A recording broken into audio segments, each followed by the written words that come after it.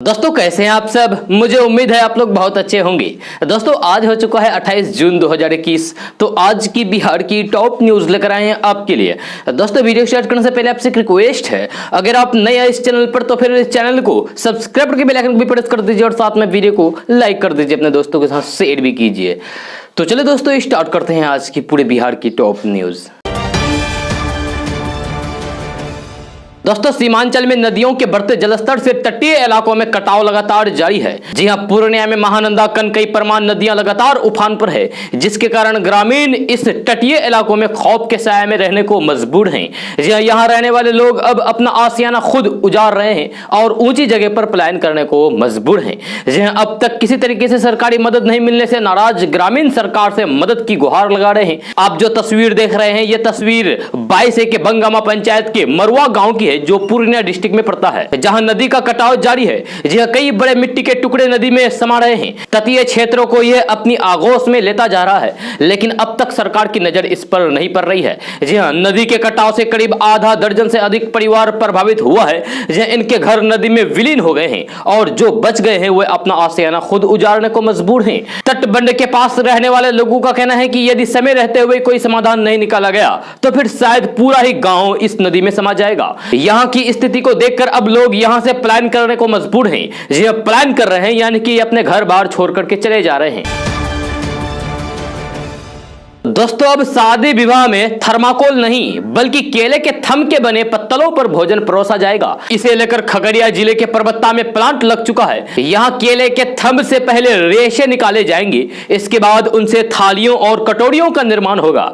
DM doctor Alok Ranjan Ghosh कहते हैं कि केले के रेशे से थाली और कटोरा बनाने का प्लांट लगाने का कार्य आत्मनिर्भर भारत का कार्यक्रम के तहत हुआ है, जो खगड़िया जिले के लिए काफी कारगर होगा। जी आपको बता दूं कि खगड़िया जिले में केले की खेती व्यापक पैमाने पर होती है। इस उद्योग से केले के फल के साथ साथ उसके बेकार पौधे से भी किसानों को आमदनी होगी। कहने का मतलब यह है कि आम का आम और गुठलियों का भी दाम। दोस्तों सत्ता के लोभ में डीजीपी पद गंवाने वाले बिहार के पूर्व डीजीपी गुप्तेश्वर पांडे का दर्द छलका है। ये गुप्तेश्वर पांडे अपना दर्द बयां करते हुए कहा कि मेरे अंदर सफल राजनेता बनने की क्षमता नहीं है, मैं बन सकता तो अब तक बन गया होता। ऐसा डीजीपी खोज के निकाल दीजिए जो विधायक का चुनाव लड़ने के लिए डीजीपी पद से 6 महीने पहले ही इस्तीफा दे। जी हाँ, मैं विधायक इसलिए बनना चाहता था कि कमजोर वर्ग के साथ खड़ा हो सकूं। जी हाँ, बीते साल सुशांत सिंह राजपूत के खुदकुशी के बाद बिहार के तत्कालीन डीजीपी गुप्तेश्वर पांडे अपने बेबाक बयानों को लेकर सुर्खियों में आए थे। जिस समय अभिनेता सुशांत सिंह राजपूत की खुदकुशी का मुद्दा उठा था, उसी समय बिहार में विधानसभा के चुनाव भी होने वाले थे। चर्चाओं में आने के बाद बिहार चुनाव लड़ने के लिए गुप्तेश्वर पांडे ने बिहार के डीजीपी पद से इस्तीफा दे दिया था। इसके बाद वे जेडीयू में शामिल हो गए थे। जेडीयू से टिकट नहीं मिलने पर गुप्तेश्वर पांडे का उस समय भी दर्द छलका था। उन्होंने अपने शुभचिंतकों के लिए फेसबुक पर एक पोस्ट लिखा था। दोस्तों बिहार में कोरोना काल के कारण बच्चों की पढ़ाई पूरी तरीके से ठप पड़ गई है। जी ऑनलाइन क्लास में विद्यार्थियों को काफी परेशानी हो रही है, इसीलिए नीतीश सरकार स्कूल और कॉलेजों को खोलने को लेकर पूरा प्लान तैयार कर ली है। जी हां, बिहार सरकार ने बिहार के सभी सरकारी स्कूलों के शिक्षकों को उपस्थित रहने को कहा है। जी उन्हें विभाग की ओर से आदेश दिया गया है। मीडिया रिपोर्ट के मुताबिक बिहार में अगले महीने यानी कि 6 जुलाई के बाद शैक्षणिक गतिविधियां शुरू हो सकती है।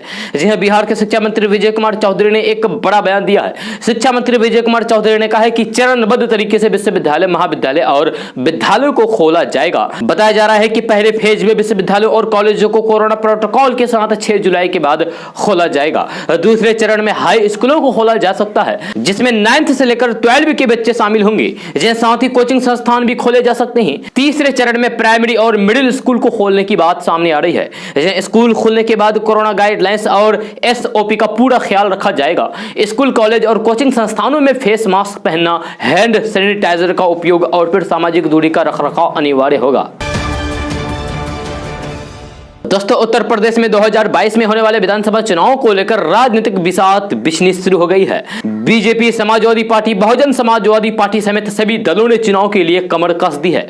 इस बीच AIMIM के अध्यक्ष असदुद्दीन ओवैसी ने भी रणनीति बना ली है। ओवैसी ने रविवार को ऐलान किया है कि पार्टी यूपी में 100 सीटों पर चुनाव लड़ेगी। वहीं गठबंधन को लेकर भी ओवैसी ने पत्ते खेल दिए हैं। असदुद्दीन ओवैसी ने कहा है कि हमने फैसला लिया है कि हम 100 सीटों पर अपना उम्मीदवार खड़ा करेंगे। पार्टी ने उम्मीदवारों उम्मीदवारों को चुनने की प्रक्रिया शुरू कर दी है। ओबीसी ने ट्वीट करते हुए लिखा है कि हमने उम्मीदवार आवेदन पत्र भी जारी कर दिया है। वहीं गठबंधन को लेकर ओबीसी ने कहा है कि हम ओम प्रकाश राजभर की भागीदारी संकल्प मोर्चा के साथ है। असदुद्दीन ओवैसी ने साथ ही यह भी साफ कर दिया है कि गठबंधन के लिए बाकी किसी दल से उनकी बातचीत नहीं हुई है। ओवैसी ने आगे लिखा है कि हमारी और किसी पार्टी से चुनाव या फिर गठबंधन के सिलसिले में कोई भी बातचीत नहीं हुई है। हालांकि हाल ही में यूपी एआईएमआईएम अध्यक्ष शौकत अली ने कहा था कि यूपी में अगर एसपी यानी कि समाजवादी पार्टी और बहुजन समाजवादी पार्टी में से किसी के साथ ही गठबंधन होता है तो बीजेपी को जीतने से रोका जा सकता है। दोस्तों, पेट्रोल डीजल की कीमतों पर अभिनेता अमिताभ बच्चन की चुप्पी को लेकर राष्ट्रीय जनता दल यानी कि आरजेडी ने उन पर हमला बोला है। जी हां, मगर आरजेडी के ट्विटर हैंडल से किए गए इस ट्वीट में सदी के महानायक के खिलाफ जिस भाषा का इस्तेमाल किया गया है वह न केवल अमर्यादित है बल्कि विवादित भी है। जी हां, उन्होंने अमिताभ बच्चन के लिए बेशर्मा और दो कौड़ी का महानायक जैसे शब्द का इस्तेमाल किए हैं। जी हां, आरजेडी के ट्विटर हैंडल से किए गए ट्वीट में अमिताभ बच्चन के 9 साल पहले यानी कि मई 2012 में किए गए 2 ट्वीट का स्क्रीनशॉट लगाया गया है, जिसमें वे कांग्रेस सरकार में तेल और डीजल की बढ़ती कीमतों की आलोचना करते हुए नजर आ रहे थे। जहां आरजेडी ने इन ट्वीट का स्क्रीनशॉट शेयर करते हुए अमिताभ बच्चन के खिलाफ अमर्यादित और अभद्र भाषा का इस्तेमाल किया है। साथ ही आरोप लगाया है कि कांग्रेस शासनकाल में नरेंद्र मोदी से पैसे लेकर वे ट्वीट किया करते थे, मगर अब जब देश में फिर से तेल की कीमत आसमान छू रही है तो उनकी जुबान पर ताला जड़ गया है। जहां आगे आरजेडी ने ट्वीट करते हुए अमिताभ बच्चन को टैग करते हुए सवाल पूछा है कि क्या अब वे अपना चेहरा आईने में देख सकते हैं। आरजेडी ने सवाल पूछा है कि जब बढ़ी हुई तेल की कीमतों के कारण गरीब किसान और मध्यम वर्ग मर रहा है तो अमिताभ बच्चन इस पर कोई ट्वीट क्यों नहीं करते हैं। पेट्रोल डीजल के दाम लगातार बढ़ते जा रहे हैं। जी हां, आपको बता दूं कि पेट्रोल डीजल के दाम लगातार बढ़ते ही जा रहे हैं। देश के कई शहरों में पेट्रोल का आंकड़ा 100 रुपए को पार कर गया है। 28 जून को यानी कि आज तो मध्य प्रदेश के अलावा राजस्थान में 1 लीटर डीजल का रेट भी 100 रुपए के करीब पहुंच गया है। दोस्तों, बिहार भाजपा ने आज प्रदेश मुख्यालय में कार्य समिति की बैठक की। इस बैठक में बीजेपी अध्यक्ष जेपी नड्डा समेत कई सीनियर लीडर्स शामिल हुए। जी हां, कांग्रेस पर निशाना साधते हुए जेपी नड्डा ने कहा कि बिहार में कई ऐसे लोग हैं जिन्होंने आपातकाल के दिन नहीं देखे हैं। उन्हें आपातकाल के बारे में बताना हमारा कर्तव्य है। कई लोगों के साथ दुर्व्यवहार हुआ था। कांग्रेस की मानसिकता आज भी वैसे ही है। जी, लालू यादव जी के राज में शाम 5 बजे के बाद कोई भी घर से बाहर नहीं निकल सकता था। अपहरण एक उद्योग की तरह चल रहा था। उस दौर से निकल कर आज खिलता हुआ आगे बढ़ता हुआ बिहार हम देख रहे हैं। इसमें भाजपा का बहुत बड़ा योगदान है। हम राजनीति में केवल समय बिताने के लिए नहीं आए हैं, हम परिवर्तन के लिए आए हैं। परिवर्तन की आग हमारे दिल में जलनी चाहिए और इसीलिए हमें पूरी ताकत से काम में जुटकर आगे बढ़ना है। दोस्तों, आए दिन मध्य प्रदेश में राजनीतिक हलचल होती रहती है। अब इन दिनों भी कांग्रेस लगातार बीजेपी को अपने निशाने पर ले रही है। जी हां, हाल ही में मध्य प्रदेश के पूर्व मुख्यमंत्री और कांग्रेस के वरिष्ठ नेता दिग्विजय सिंह का बयान सामने आया है। उन्होंने भाजपा पर निशाना साधा है। जी हां, आप सभी तो जानते ही होंगे कि राज्यसभा सांसद दिग्विजय सिंह अपने बयानों को लेकर हमेशा से चर्चा में बने रहते हैं। जी हां, अब हाल ही में उन्होंने महंगाई और बेरोजगारी के बहाने प्रधानमंत्री नरेंद्र मोदी पर जमकर हमला बोला है। दिग्विजय सिंह ने एक ट्वीट करके कहा है कि मोदी सत्यानाशी हैं, इनकी कुंडली में है, जहां जाएंगे सत्यानाश ही करके आएंगे। जी हां, दरअसल वैश्विक महामारी कोरोना के बीच बढ़ती महंगाई को लेकर सरकार और विपक्ष के बीच जमकर जंग छिड़ी हुई है। ऐसे में बढ़ती महंगाई और बेरोजगारी के बहाने ही पूर्व सीएम दिग्विजय सिंह ने प्रधानमंत्री नरेंद्र मोदी पर जमकर हमला बोला है। जी हां, उन्होंने कहा है कि पेट्रोल डीजल के भाव 100 रुपए के ऊपर हो गए हैं, रसोई गैस 900 रुपए से ऊपर है। मैंने पहले ही कहा था कि ये सत्यानाशी हैं। अंधभक्त हर हर मोदी घर घर मोदी में लगे रहते हैं और करो मोदी मोदी। देश का सत्यानाश भी करेगा मोदी ही। दोस्तों, उत्तर प्रदेश में अगले साल विधानसभा चुनाव होने हैं। अब बिहार में एनडीए के साथ सरकार चला रहे मुख्यमंत्री नीतीश कुमार की पार्टी जेडीयू ने यूपी चुनाव में उतरने का फैसला किया है। जी हां, जेडीयू के प्रधान महासचिव और यूपी प्रभारी केसी त्यागी ने कहा है कि उनकी पार्टी 2022 में होने वाले यूपी विधानसभा का चुनाव लड़ेगी। साथ ही केसी त्यागी ने गठबंधन बनाए जाने की बात भी कही है। जी हां, उन्होंने कहा है कि जेडीयू गठबंधन का स्वागत करेगी। आगे केसी त्यागी ने कहा कि यदि गठबंधन नहीं होता है तो फिर भी उनकी पार्टी 200 सीटों पर चुनाव लड़ेगी। जदयू इस बार बार पिछली गलती नहीं दोहराएगी। आपको बता दूं कि बिहार में भाजपा और जेडीयू घटक दल हिंदुस्तानी अवाम मोर्चा और विकासशील इंसान पार्टी की सरकार है। वहीं उत्तर प्रदेश में मुख्यमंत्री योगी आदित्यनाथ की अगुवाई वाली भाजपा की सरकार है। यदि जदयू यूपी चुनाव में उतरती है तो फिर इससे भाजपा को नुकसान हो सकता है। जहां बंगाल चुनाव में हार के बाद भाजपा के सामने आगामी विधानसभा चुनावों को लेकर कई तरह की सारी चुनौतियां हैं। उत्तर प्रदेश में भाजपा के साथ गठबंधन करके चुनाव में उतरने के सवाल पर केसी त्यागी ने कहा है कि उनकी पहली प्राथमिकता भाजपा के साथ जाने की रहेगी। यदि सीटों के बंटवारे को लेकर बात नहीं बनती है तो फिर वे किसी भी अन्य दल के साथ जा सकते हैं। साथ ही केसी त्यागी ने एक न्यूज चैनल से बातचीत में यह भी स्पष्ट कर दिया है कि मुलायम सिंह यादव की पार्टी समाजवादी पार्टी के साथ वे नहीं जा सकते हैं, जबकि ओवैसी की पार्टी एआईएमआईएम के साथ जेडीयू का कोई तालमेल नहीं है। उनकी पार्टी के फ्रेमवर्क में यह पार्टी फिट नहीं बैठती है, इसलिए वे इस पार्टी के साथ नहीं जाएंगे। दोस्तों, बिहार में अब बिजली की किल्लत नहीं होगी, क्योंकि बिजली की समस्या से पार पाने के लिए बिहार ने कुछ अनोखा सोलर पावर प्लांट पर काम करना शुरू कर दिया है। यह अनोखा इसीलिए है क्योंकि यह सोलर पावर प्लांट पानी के ऊपर तैरता रहेगा और बिजली का उत्पादन करता रहेगा। इस सोलर प्लांट की शुरुआत दरभंगा जिले से हुई है और उसके बाद सुपौल में भी इस तरीके के सोलर प्लांट का निर्माण कराया जा रहा है। इस तरीके से यह पूरे बिहार में, यानी कि पूरे बिहार के हर एक जिले में निर्माण कराया जाएगा। निर्माणाधीन इस पावर प्लांट से 2.4 मेगावाट सोलर बिजली का उत्पादन की बात कही गई है। सुपौल बिजली घर की क्षमता 0.525 मेगावाट है। यहां कंपनी ने एजेंसी के चयन का काम शुरू कर दिया है। दोस्तों, पेट्रोल और डीजल की कीमत में लगातार दूसरे दिन बढ़ोतरी की गई है। पेट्रोल की कीमत में 35 पैसे प्रति लीटर और डीजल की कीमत में 25 पैसे प्रति लीटर महंगा हुआ है। पेट्रोल और डीजल की कीमत का असर सीधे आम आदमी के जेब पर पड़ता है। तेल की कीमत में बढ़ोतरी का सीधा अर्थ महंगाई है। कल भी पेट्रोल और डीजल की कीमत में 35-35 पैसे का इजाफा हुआ था। आज भी इसके दाम बढ़ गए हैं। देश के ज्यादातर राज्यों में पेट्रोल की कीमत का आंकड़ा 100 के पार पहुंच रहा है। दोस्तों, अयोध्या में राम मंदिर परिसर निर्माण के लिए ली जा रही जमीन पर जो घोटाले के आरोप लगाए गए हैं, उस पर राम मंदिर ट्रस्ट कानूनी कार्रवाई का मन बना लिया है। इसमें आम आदमी पार्टी के नेता संजय सिंह, कांग्रेस महासचिव प्रियंका गांधी वाड्रा समेत अन्यों पर मानहानि का केस भी दर्ज करवाया जा सकता है। फिलहाल राम जन्मभूमि तीर्थ क्षेत्र न्यास इस मामले में कानूनी सलाह ले रहे हैं। इसमें 2 विकल्पों पर विचार किया जा रहा है और कहा गया है कि मानहानि का मुकदमा हो या जनता को बरगलाकर भड़काने और फिर फर्जी तथ्यों के आधार पर झूठे आरोप लगाने का। जानकारी के मुताबिक जल्द ही यह तय हो जाएगा कि किस तरीके की कानूनी कार्रवाई की जानी चाहिए।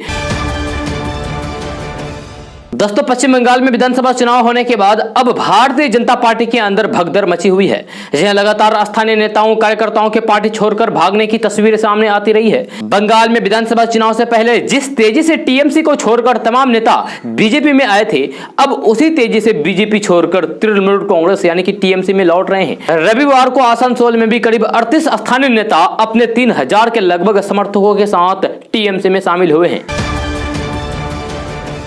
दोस्तों, देश के ज्यादातर हिस्सों की तरह बिहार में भी इस बार मानसून समय से पहले पहुंच गया है। मानसून के पहुंचने के बाद बिहार में कई दिनों तक जमकर बारिश हुई है। खासकर पूर्वी यूपी से लगे उत्तर पश्चिमी बिहार में अन्य इलाकों में अपेक्षा से अधिक बारिश हुई है। इस वजह से इस क्षेत्र के किसानों को परेशानी का सामना करना पड़ा। वही गंडक नदी में बाढ़ आ जाने से गोपालगंज के किसानों को भारी नुकसान हुआ है। दरअसल हजारों हेक्टेयर में लगे गन्ने की फसल तबाह हो गई है। बिहार के गोपालगंज जिले में निचले और दियारा क्षेत्र में किसान गन्ने की खेती करते हैं। लगातार बारिश और बाढ़ की वजह से 22,000 हेक्टेयर में लगे गन्ने की फसल बर्बाद हो गई है। एक रिपोर्ट के मुताबिक करीब 7 दिन गन्ने की फसल पानी में डूबी रही। बारिश रुकने के बाद धूप उगने से पौधे मुरझाने लगे। एक अनुमान के मुताबिक गन्ने की आधे से अधिक फसल नष्ट हो गई है और 30 करोड़ रुपए का नुकसान हुआ है। किसानों का कहना है कि समय से पहले मानसून के दस्तक देने से अच्छी बारिश हुई है, जो गन्ना और मक्के की फसल के लिए लाभदायक साबित हुई है। इस बारिश से किसानों को उम्मीद भी थी कि इस बार अच्छी पैदावार होगी, लेकिन लगातार हो रही बारिश के बाद वाल्मीकि नगर बैराज से 4,12,000 क्यूसेक पानी छोड़ने पर गंडक नदी के बाढ़ की स्थिति हो गई और दियारा में लगे गन्ने की फसल पानी में डूब गई। दोस्तों, बिहार में जब सड़कें अच्छी बनी तो सड़क हादसे अचानक तेजी से बढ़ गए। पिछले कुछ साल के आंकड़ों पर गौर करें तो बिहार में हर साल करीब 7,000 लोगों की मौत सड़क हादसे की वजह से हो जाती है। इसे देखते हुए हादसों में कमी लाने को लेकर बिहार सरकार मोटर ड्राइविंग ट्रेनिंग स्कूल खोलने की तैयारी की जा रही है। नौसिखिया वाहन चालक हादसों का कारण न बने, इसके लिए परिवहन विभाग बड़ी तैयारी कर रही है। यह ड्राइविंग ट्रेनिंग स्कूल के जरिए सड़क पर उतरने से पहले ड्राइवर को पर्याप्त ट्रेनिंग दी जाएगी। बिहार में कभी सड़क ढूंढने से भी नहीं मिलती मिलती थी, लेकिन जब से सड़कों के मामले में बिहार बेहतर स्थिति में पहुंच गया तब से दुर्घटनाएं बेतहाशा बढ़ गई। पिछले कुछ सालों के आंकड़ों पर गौर करें तो बिहार में सड़क हादसे में हर साल करीब 14,000 से भी ज्यादा लोग हताहत हो रहे हैं। इनमें से आधे से ज्यादा लोगों की जान चली जाती है। दुर्घटनाएं कम करने के लिए बिहार का परिवहन विभाग कई प्रयास कर रहे हैं। बिहार में सड़क दुर्घटनाओं में कमी लाने और फिर नौसिखिया वाहन चालकों को पहले से ही कुशल प्रशिक्षण देने के लिए बिहार के सभी 38 जिलों में कुल 76 मोटर ड्राइविंग ट्रेनिंग स्कूल खोले जाएंगे। दोस्तों, प्रधानमंत्री नरेंद्र मोदी ने रविवार को देशवासियों को आगाह किया है कि वे ये समझने की बिल्कुल भी भूल ना करें कि कोरोना की महामारी खत्म हो गई है। मोदी ने कहा है कि यह संक्रमण अपना स्वरूप बदलता है, इसलिए इससे बचाव के लिए कोरोना संबंधित सभी प्रोटोकॉल का पालन करना और टीका लगवाना ही उपाय है। जी, प्रधानमंत्री नरेंद्र मोदी ने आकाशवाणी के मासिक रेडियो कार्यक्रम मन की बात की 78वीं कड़ी में लोगों के साथ अपने विचार साझा करते हुए कही है। साथ ही उन्होंने टीकों को लेकर लोगों की आशंका दूर करने की कोशिश की और उनसे भ्रम में न पड़ने और फिर अफवाहों पर ध्यान न देने की अपील की। लोगों का भ्रम दूर करने के लिए प्रधानमंत्री नरेंद्र मोदी ने अपना उदाहरण दिया और कहा कि मैंने दोनों खुराक ली है। मेरी माताजी लगभग 100 साल की है, उन्होंने भी दोनों खुराक ले ली है, इसीलिए टीकों को लेकर किसी भी प्रकार की अफवाह पर ध्यान न दे। उन्होंने कहा कि इस भ्रम में मत रहिए कि कोरोना खत्म हो गया है। उन्होंने कहा कि यह बीमारी ऐसी है, यह बहरूपिया है, रूप बदलती है, नए नए रंग रूप लेकर पहुंच जाती है। इसे बचाव के लिए हमारे पास दो रास्ते हैं। पहला रास्ता है कोरोना से संबंधित सभी प्रोटोकॉल का पालन करना और दूसरा रास्ता है टीकाकरण का। दोस्तों, बिहार में वज्रपात की वजह से 7 लोगों की मौत हो गई है। यह पटना समेत 5 जिलों में 7 लोगों की मौत हुई। शुक्रवार की रात और शनिवार को दिन में वज्रपात में हुई इन लोगों की मौत हुई है। अब सरकार की तरफ से मृतकों के आश्रितों को 4-4 लाख रुपए मुआवजा दिया जाएगा। जी, आपदा प्रबंधन विभाग से मिली जानकारी के मुताबिक वज्रपात की वजह से 5 जिलों में कुल 7 लोगों की जान गई है, जिसमें पटना में 1 व्यक्ति की जान चली गई है, जबकि मुजफ्फरपुर और शेखपुरा जिले में 2-2 लोगों की जान वज्रपात से चली गई है। लखीसराय जिले में एक और सीतामढ़ी जिले में भी 1 व्यक्ति की मौत वज्रपात की वजह से हुई है। इसके अलावा कई लोगों के घायल होने की भी बात सामने आ रही है। शुक्रवार की रात पटना समेत वैशाली, सारण और कई जिलों में मूसलाधार बारिश हुई थी। इस दौरान वज्रपात भी हुआ, जबकि शनिवार को औरंगाबाद, कैमूर, शेखपुरा, मुजफ्फरपुर, सीतामढ़ी, लखीसराय से लेकर कटिहार तक के इलाकों में बारिश और वज्रपात हुआ। आपदा प्रबंधन विभाग लगातार लोगों को वज्रपात से बचने के लिए अलर्ट जारी कर रहा है। आपदा प्रबंधन विभाग की तरफ से स्पेसिफिक के जगहों के लिए चेतावनी जारी की जा रही है। लगातार समाचार माध्यमों के जरिए यह चेतावनी लोगों तक पहुंचाई भी जा रही है। इसके बावजूद भी कई लोग जो घरों से बाहर रहते हैं वही वज्रपात के चपेट में आ जाते हैं। सरकार ने वज्रपात के दौरान लोगों को घरों से बाहर नहीं निकलने को कहा है। अलर्ट पर ध्यान देने और फिर साथ ही साथ बारिश के बीच बचाव के लिए गाइडलाइंस भी जारी की गई है।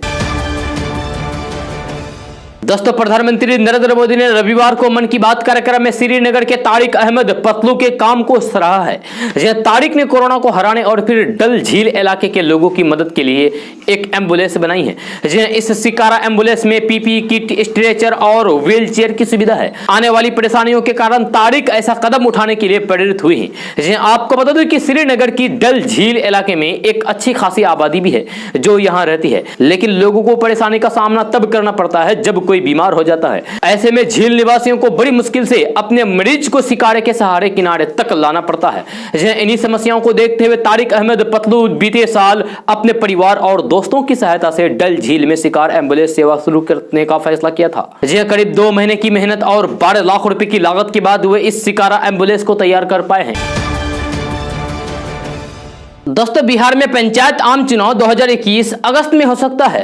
जी हां, राज्य निर्वाचन आयोग ने शनिवार को राज्य के सभी 38 जिलों के जिलाधिकारियों के साथ वीडियो कॉन्फ्रेंस के जरिए बैठक की है। बैठक में सभी जिलों के जिलाधिकारी और जिला निर्वाचन पदाधिकारी पंचायत को अगस्त में पंचायत चुनाव की प्रक्रिया शुरू करने को लेकर तैयारी करने के निर्देश दिए गए हैं। निर्वाचन आयोग के आधिकारिक सूत्रों ने बताया है कि सभी जिलों में पंचायत चुनाव को लेकर सभी कोषांगों के गठन के निर्देश दिए गए हैं। साथ ही सभी जिलों को उनके लिए आवंटित किए गए ईवीएम को दूसरे राज्यों से लाने को लेकर पदाधिकारियों को नामित किए जाने के भी निर्देश दिए गए हैं। साथ ही ईवीएम को जिलों में रखने की व्यवस्था दुरुस्त करने, उन स्थानों का भौतिक सत्यापन करने के भी निर्देश दिए गए हैं। दोस्तों कांग्रेस नेता शत्रुघ्न सिन्हा को तो आप जानते ही होंगे। जी हाँ, कांग्रेस नेता शत्रुघ्न सिन्हा ने ट्वीट करते हुए दुखी लोगों का एक नया वेरिएंट बताया है। उन्होंने लिखा है कि दुनिया में 4 तरह के दुखी लोग होते हैं, उनमें से कोई खुद से ही दुख रहता है तो कोई दूसरों से दुख रहता है। उन्होंने आगे लिखा है कि नया वेरिएंट मोदी से दुखी है। जी हाँ, उन्होंने ट्वीट करके लिखा है कि दुनिया में 4 तरह के दुखी लोग रहते हैं। पहला अपने दुखों से दुखी, दूसरा दूसरों के दुखी से दुखी, तीसरे दूसरों के सुख से दुखी। उन्होंने आगे लिखा है कि और चौथा नया वेरिएंट बिना बात खामखा मोदी से दुखी। उनके ट्वीट की आखिरी लाइन को प्रधानमंत्री नरेंद्र मोदी की तारीफ से जोड़कर देखा जा रहा है। सोशल मीडिया यूजर्स उनसे पूछ रहे हैं कि क्या शत्रुघ्न सिन्हा दोबारा बीजेपी में शामिल होने की तैयारी कर रहे हैं। कुछ कह रहे हैं कि यह घर वापसी की तैयारी है, लगता है कि फिर बीजेपी की तरफ से तैयारी है। दोस्तों, नए कृषि कानून के खिलाफ विरोध प्रदर्शन के 8वें महीने में प्रवेश करने के साथ ही केंद्रीय कृषि मंत्री नरेंद्र सिंह तोमर ने प्रदर्शनकारियों से शनिवार को अपील की है कि वे अपना विरोध प्रदर्शन खत्म कर दें। सरकार तीनों नए कानूनों के प्रावधानों पर फिर वार्ता शुरू करने के लिए तैयार है। सरकार और प्रदर्शनकारी संगठनों के बीच अभी तक 11वें दौर की बातचीत हो चुकी है। गतिरोध तोड़ने और फिर विरोध प्रदर्शन खत्म करने के लिए अंतिम दौर की वार्ता 22 जनवरी को हुई थी। 26 जनवरी को ट्रैक्टर रैली के दौरान हुई व्यापक हिंसा के बाद से वार्ता नहीं हुई है। मैं मीडिया के जरिए कहना चाहता हूं कि कृषि कानून विरोधियों को अपना प्रदर्शन खत्म कर देना चाहिए। देश भर में कई इन नए कृषि कानूनों के समर्थन में हैं। अभी भी कुछ को कानूनों के प्रावधानों से कोई समस्या है तो वे भारत सरकार उनकी बातचीत सुनने और फिर उनके साथ चर्चा करने के लिए तैयार है। दोस्तों, कोरोना महामारी की वजह से सरकार की आर्थिक स्थिति खराब हो गई है, जिसका असर अब कर्मचारियों पर भी दिखने लगा है। पिछले साल महामारी और लॉकडाउन को देखते हुए मोदी सरकार ने कर्मचारियों के महंगाई भत्ते पर रोक लगा दी थी। उम्मीद जताई जा रही थी कि 1 जुलाई 2021 से उसे फिर से शुरू कर दिया जाएगा, लेकिन सरकार ने ऐसी खबरों से इनकार कर दिया है, जिस पर कांग्रेस के पूर्व अध्यक्ष और सांसद राहुल गांधी ने निशाना साधा है। राहुल गांधी ने ट्वीट करते हुए लिखा है कि कोरोना महामारी में भी देश सेवा में जुटे 113 लाख कर्मचारियों का साहस बढ़ाने की बजाय केंद्र सरकार उनकी मेहनत की कमाई छीनने में लगी है। जैसे सैनिकों, सरकारी कर्मचारियों और पेंशनरों से 37,500 करोड़ की लूट करना अपराध है। इसके बाद रविवार को राहुल गांधी ने एक ग्राफ शेयर किया है, जिसमें कोरोना के आंकड़े दिखाए गए हैं। जी हां, साथ ही बताया गया है कि 84 लाख का रिकॉर्ड बनाने के बाद वैक्सीनेशन की रफ्तार थोड़ी कम हुई है। इसके साथ ही राहुल गांधी ने लिखा है कि बस हर देशवासियों तक वैक्सीन पहुंचा दो, फिर चाहे मन की बात भी सुना दो। दोस्तों, भारत कृषि प्रधान देश है और भारत में बड़ी संख्या में किसान हैं, लेकिन कई किसान ऐसे हैं जो खेती में कुछ तरीकों का इस्तेमाल करते हैं या फिर नए तरीके से खेती कर रहे हैं। ऐसे ही एक किसान है जो औषधीय पौधे को लेकर काम कर रहे हैं और उन्होंने इसे लेकर खेत में ही एक म्यूजियम भी बनाया है। किसान ने इतना अच्छा काम किया है कि देश के प्रधानमंत्री नरेंद्र मोदी ने भी उनकी तारीफ की है। जी हाँ, प्रधानमंत्री नरेंद्र मोदी ने अपने रेडियो कार्यक्रम मन की बात में इस किसान भाई का जिक्र किया है। जी हाँ, आप भी सोच रहे होंगे कि उन्होंने ऐसा क्या किया है कि प्रधानमंत्री नरेंद्र मोदी ने भी उनकी तारीफ की है। ऐसे में जानते हैं कि उनके सराहनीय कार्यों के बारे में, जिनके बारे में जानकर आप भी हैरान रह जाएंगे। ये किसान मध्य प्रदेश के सतना के रहने वाले हैं और इनका नाम है रामलोटन कुशवाहा। प्रधानमंत्री नरेंद्र मोदी ने मन की बात में बताया है कि उन्होंने अपने खेत में एक देसी म्यूजियम बनाया है। इस म्यूजियम में उन्होंने सैकड़ों औषधीय पौधे और बीजों का संग्रह किया है। इन्हें वे दूर सुदूर क्षेत्र से यहाँ लेकर आए हैं। इसके अलावा वे हर साल कई तरह की भारतीय सब्जियां भी उगाते हैं। रामलोटन जी की इस बागियां, इस देसी म्यूजियम को लोग देखने भी आते हैं और फिर उससे बहुत ही कुछ सीखते भी हैं। यह वाकई एक बहुत ही अच्छा प्रयोग है जिसे देश के अलग अलग क्षेत्रों में दोहराया जा सकता है। यह प्रधानमंत्री नरेंद्र मोदी ने कहा है कि मैं चाहूंगा कि आप में से जो लोग इस तरीके का प्रयास करते हैं वे जरूर करें। इससे आपकी आय के एक नए साधन भी खुल सकते हैं। एक लाभ यह भी होगा कि स्थानीय वनस्पतियों के माध्यम से आपके क्षेत्र की पहचान भी बढ़ेगी। दोस्तों, पश्चिम बंगाल विधानसभा चुनाव प्रचार के दौरान खेला होबे गाने की जमकर धूम मची थी। 200 सीटों पर जीत के साथ बंगाल में बीजेपी की सरकार बनाने का सपना ममता बनर्जी के खेला होबे ने चकनाचूर कर दिया था और विधानसभा चुनाव के बाद तीसरी बार बंगाल के सीएम बनने वाली ममता बनर्जी की पार्टी तृणमूल कांग्रेस ने अब एक नया नारा उछाला है। जी हां, और ये वीडियो जमकर वायरल हो रहा है। उस वीडियो के गाने के बोल हैं, दीदी ए बार दिल्ली चलो, यानी कि दीदी इस बार दिल्ली चलो। जी हां, इसके साथ ही बंगाल के विभिन्न इलाकों में पोस्टर साटे जा रहे हैं जिनमें बंगाली पीएम की मांग उठ रही है। आपको बता दें कि पश्चिम बंगाल विधानसभा चुनाव में खेला होबे का जमकर शोर मचा था। हिंदी में इसका अर्थ होता है खेल होगा खेल होगा। यह गाना और राजनीतिक नारा ने चुनावी बाजार में जमकर धूम मचाया था और राजनीतिक सभाओं में से लेकर हर जगह यह सुनाई देता था। और बंगाल में फिर से ममता बनर्जी के सत्ता में वापसी के बाद यह नारा बीजेपी विरोध के नारे के रूप में तब्दील हो गया है। अब उत्तर प्रदेश चुनाव के पहले यहां भी इस नारे की गूंज सुनाई दे रही है। दूसरी ओर पश्चिम बंगाल में ममता बनर्जी की जीत के बाद से ममता बनर्जी को देश का अगले पीएम यानी कि अगले प्रधानमंत्री कैंडिडेट्स के रूप में पेश करने की तैयारी चल रही है। इसको लेकर बंगाल के विभिन्न इलाकों में पोस्टर लगाए गए हैं जिन पर लिखा गया है कि इस बार बंगाली प्रधानमंत्री चाहिए, यानी कि इस बार बंगाली प्रधानमंत्री चाहिए। विधानसभा चुनाव में बीजेपी की कड़ी टक्कर के बावजूद जिस तरीके से टीएमसी ने ममता बनर्जी के नेतृत्व में 213 सीटें पर जीत हासिल की है, उससे ममता बनर्जी और उनकी पार्टी का आत्मविश्वास काफी बढ़ गया है। और टीएमसी ने साल 2024 के लोकसभा चुनाव की तैयारियां शुरू कर दी है। चुनाव की तैयारी को देखते हुए पार्टी ने राजनीतिक रूप से अपनों को मजबूत बनाना शुरू कर दिया है। दोस्तों, अगर आप बिहार के हैं तो फिर आपके लिए यह खुशखबरी है क्योंकि बिहार में बिजली उपभोक्ताओं को अगले महीने से सुविधा मिलने जा रही है। इसके बाद उपभोक्ताओं को बिजली को लेकर आ रहे परेशानियों से सामना नहीं करना पड़ेगा। मोबाइल की तरह जितना बैलेंस पड़ेगा उतना ही बिजली ही खर्च करवा पाएंगे। मुजफ्फरपुर में अगले महीने यानी कि जुलाई के महीने से स्मार्ट मीटर लगने की प्रक्रिया शुरू हो जाएगी। पहले चरण के लिए उत्तर बिहार के 3 जिलों को चयनित किया गया है। इसमें मुजफ्फरपुर के अलावा मोतिहारी और दरभंगा शामिल है, यानी कि इन तीनों जिलों में स्मार्ट प्रीपेड मीटर लगाए जाएंगे। जी हां, इन तीनों जिलों में शुरुआत में कम से कम 5-5 हजार स्मार्ट प्रीपेड मीटर लगाए जाएंगे। मुजफ्फरपुर के शहरी क्षेत्र के पॉश इलाके में स्मार्ट प्रीपेड मीटर पहले लगाने का निर्णय लिया गया था। जी हां, ये प्रीपेड मीटर होगा। इस प्रीपेड मीटर में रिचार्ज करने पर बिजली लोगों को घरों में ही मिलेगी। इन 3 जिलों में पहले चरण का काम पूरा होने के बाद दूसरे चरण के स्मार्ट मीटर लगाने का काम शुरू होगा।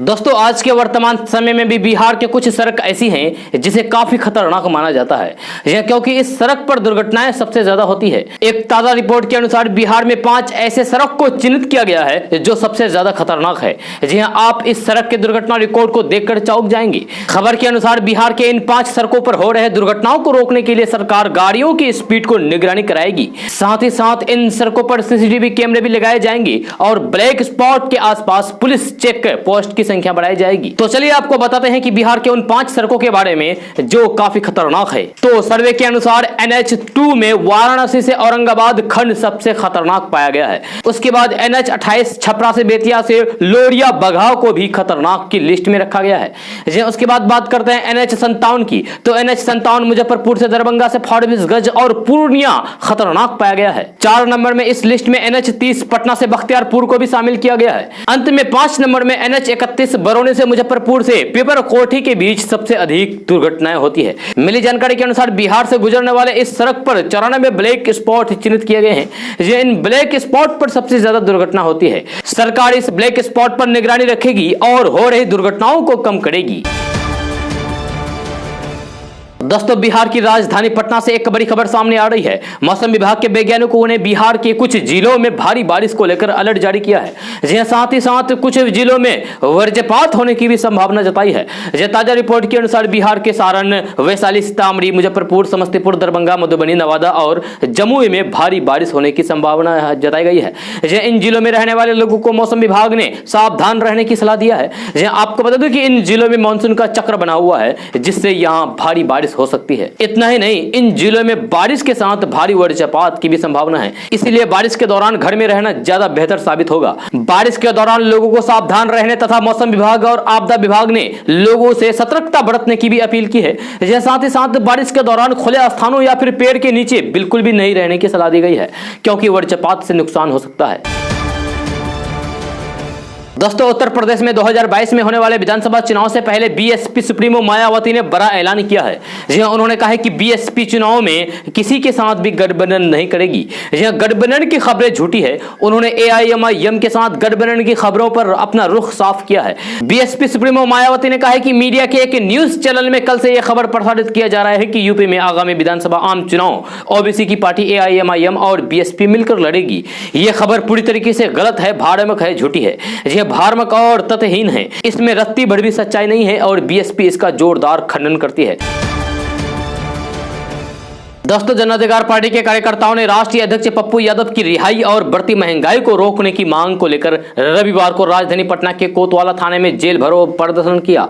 जहां जन अधिकार पार्टी के प्रदेश अध्यक्ष राघवेंद्र कुशवाहा ने बताया है कि पप्पू यादव की रिहाई, पेट्रोल डीजल के मूल्य पर एक्साइज ड्यूटी खत्म करने, युवा बेरोजगारों को महंगाई भत्ते देने, कोरोना से मृत परिवारों को 4 लाख की मुआवजा राशि, कृषि को मनरेगा से जोड़ने, बाढ़ और जल जमाव को अस्थायी समाधान देने की मांग के साथ हजारों की संख्या में नेताओं ने गिरफ्तारी दी। जहां राघवेंद्र कुशवाहा ने बताया है कि बिहार सरकार ने साजिश के तहत पप्पू यादव को गिरफ्तार किया है। पूर्व प्रदेश अध्यक्ष रघुपति सिंह ने कहा है कि इस जेल भरो अभियान में सभी जिला अध्यक्ष, सभी प्रकोष्ठों के सदस्य सहित सभी 4500 कार्यकर्ताओं ने गिरफ्तारी दी है। दोस्तों, बीजेपी सांसद सुब्रमण्यम स्वामी ने कहा है कि इमरजेंसी देश का काला अध्याय था। उस दौरान 1.25 लाख लोग बेवजह जेल में ठूस दिए गए थे। हालात इतने विकट थे कि उन्हें खुद भेष बदलकर मुंबई के रास्ते देश से बाहर जाना पड़ा था। एक सवाल पर उनका कहना था कि आज देश में इमरजेंसी तो नहीं है, पर हालात उसी तरफ जा रहे हैं। लोग सचेत नहीं हुए तो फिर पहले जैसे हो सकता है। सुब्रमण्यम स्वामी ने कहा है कि नरेंद्र मोदी खुद कहते रहे हैं कि जो भी 75 साल से अधिक के हैं उन्हें किसी पद पर नहीं रहना चाहिए। 75 साल का हवाला देकर लाल कृष्ण आडवाणी, मुरली मनोहर जोशी और शांता कुमार को किनारे कर दिया था। अब उन्हें बताना चाहिए कि 2024 में बीजेपी का चेहरा कौन होगा। एक सवाल के जवाब में उन्होंने कहा कि कार्यकर्ताओं में उत्साह जगाना चाहिए। उनका कहना था कि कार्यकर्ताओं को अगर नहीं पूछोगे तो वाजपेयी जैसे हाल होगा। हालांकि वे ये भी बोले हैं कि ये सब कुछ बदलेगा और फिर 2024 में बीजेपी की ही सरकार बनेगी। जी, उन्होंने ये भी माना है कि बंगाल में हार और पलायन का प्रतिकूल असर दिख रहा है। चीन के सवाल पर बीजेपी सांसद सुब्रमण्यम स्वामी ने कहा है कि उन्हें समझ में नहीं आ रहा है कि सरकार चीन से बात ही क्यों कर रही है। वे हमारी जमीन पर बैठे हैं और हम बात कर रहे हैं। उनका कहना है कि चीन से युद्ध करना चाहिए, दुनिया को दिखाना चाहिए कि ये 1962 नहीं है। चीन ने हमें छोटा दिखाने के लिए ये सब किया और वो इसमें सफल भी रहे। उनका कहना है कि जब चीन ने घुसपैठ की तो हमें जवाब देना चाहिए था, लेकिन हम बातचीत की तरफ चले गए। जी, उनका कहना था कि प्रधानमंत्री नरेंद्र मोदी ने यह झूठ कहा था कि चीन भारत की सीमा में नहीं आया, पर बीजेपी आवाज बुलंद कर रही है। दोस्तों, अपने विधानसभा क्षेत्र में दौरे पर गए तेजस्वी यादव ने बड़ा ऐलान किया है कि नीतीश सरकार अगले 2 से 3 महीने में गिर जाएगी। तेजस्वी यादव के इस बयान को लेकर जेडीयू के राष्ट्रीय अध्यक्ष आरसीपी सिंह ने चुटकी लिया है। उन्होंने कहा है कि सरकार जनता बनाती है, वह जनता के वोट से बनती है। सरकार बनाना और गिराना एक बार ही होता है, वो भी चुनाव में। हमारे पास बहुमत है और पूरे 5 साल हमारी सरकार चलेगी। साथ ही आरसीपी सिंह ने कहा है कि आम का सीजन होता है, लेकिन आप बिना सीजन आम गिराने का इंतजार कीजिए तो फिर क्या होगा। यही सपना नेता प्रतिपक्ष तेजस्वी यादव देख रहे हैं। आरसीपी सिंह ने कहा है कि जो काम उन्हें मिला है उसे ईमानदारी से करें। वही चिराग पासवान को तेजस्वी यादव के ऑफर पर उन्होंने कहा है कि दोनों का बैकग्राउंड एक ही है। रामविलास पासवान गांव की पगडंडी से राजनीति सीखकर आए थे, लेकिन ये दिल्ली के जनपद से राजनीति सीखकर पगडंडी पर आना चाहते हैं। उन्होंने कहा है कि परिवारवाद की वजह से इन्हें राजनीति में जगह मिल गई। दोनों की सोच भी एक ही है, पृष्ठभूमि भी एक ही है। उन्होंने कहा है कि दोनों की एकता तो होनी ही चाहिए। दोस्तों, आज का न्यूज़ बस यहाँ तक। कैसा लगा जरूर अपना सुझाव दीजिएगा नीचे कमेंट बॉक्स में कमेंट करके। अगर आप नए हैं इस चैनल पर तो फिर इस चैनल को सब्सक्राइब करके बेल आइकन को भी प्रेस कर दीजिए और साथ में वीडियो को लाइक कर दीजिए, अपने दोस्तों के साथ शेयर भी कीजिए। तो चलिए दोस्तों, फिर मिलते हैं अगली वीडियो में। जय हिंद, जय बिहार।